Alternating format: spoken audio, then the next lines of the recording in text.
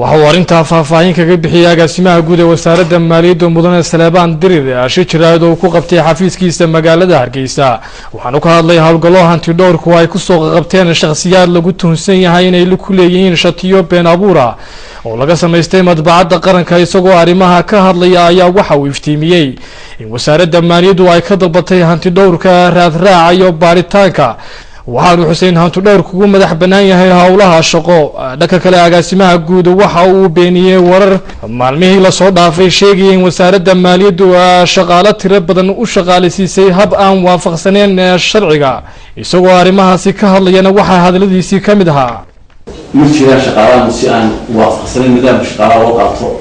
لو أن وقعدني مجرى شقاوة حق لهين ومقعدني مجرى شقاوة كوالفاي لهين ومقعدني مجرى شقاوة نليرة جامعة كصوب حري أنا هين ومقعدني نليرة مقعدني وحكم الدين لو هر عضل امتحان مقعدني هي الشقاوة ولو قوة شقاوة قيد قليل أبدي جامعة كصوب قيد قليل